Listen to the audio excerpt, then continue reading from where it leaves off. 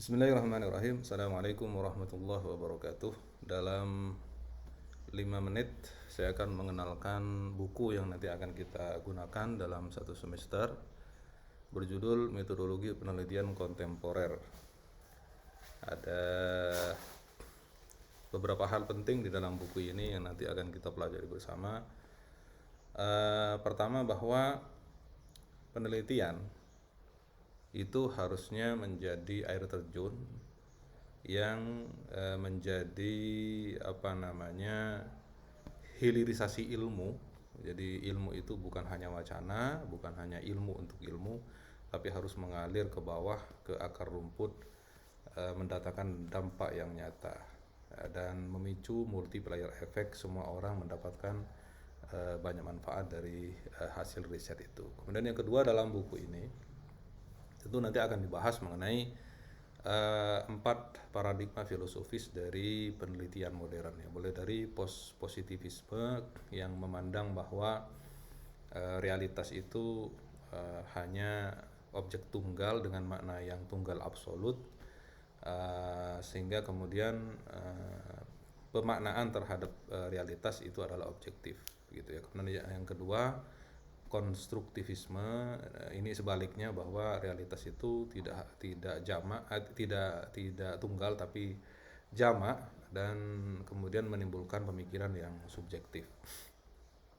Yang ketiga adalah transformatif, di mana penelitian itu dilakukan karena ingin mengadakan perubahan kepada yang lebih baik. Dan yang keempat adalah pragmatis, di mana perpaduan antara positivisme dan konstruktivisme.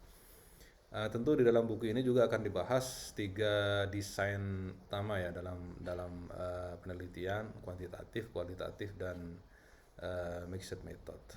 Di dalam buku ini juga nanti kita akan menemukan bagaimana kita membuat proposal yang baik, terutama dalam pendahuluan, ya, sehingga bisa meyakinkan pembaca bahwa penelitian yang akan kita teliti itu adalah sesuatu yang amat sangat penting. Nah, salah satu hal yang ada di dalam pendahuluan itu adalah bagaimana kita menemukan novelty, kebaruan. Ada gap, ada sesuatu yang kosong, yang sama sekali belum ada diskusi tentang hal tersebut, ya. Kemudian juga di dalam buku ini kita akan menemukan penjelasan mengenai posisi teori, ya, apakah sebagai setir atau lensa di dalam penelitian. Di dalam buku ini juga nanti akan dijelaskan desain-desain kuantitatif, baik itu survei atau eksperimen, dan juga desain-desain kualitatif, ya. Tetapi tidak semua. Yang akan kita bahas adalah ada 5 pendekatan, yaitu naratif, fenomenologi, etnografi, grounded theory, dan tentu studi kasus. Jadi hal-hal yang kurang transformatif seperti misalnya studi sejarah, studi tokoh, ya, itu memang tidak ada di dalam buku ini. Kemudian di dalam buku ini juga akan kita menemukan penjelasan mengenai bagaimana mengunci validitas data, ya, terutama dalam kualitatif. Kemudian juga berbagai seni analisis di dalam kualitatif yang cukup banyak, ya. Bahkan ada berbagai madhab, ada teknik-teknik yang berbeda.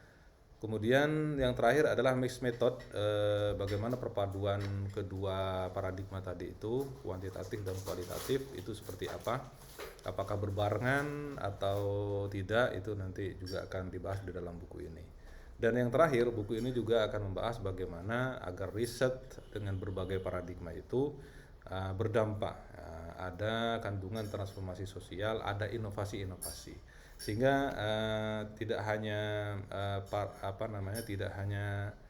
pragmatisme, ya, tetapi bagaimana kemudian ada luaran-luaran atau outcome yang dihasilkan di dalam penelitian kita yang bisa dimanfaatkan oleh orang banyak, sehingga kemudian ada beberapa yang mungkin bisa atau sering digunakan oleh peneliti sekarang ini.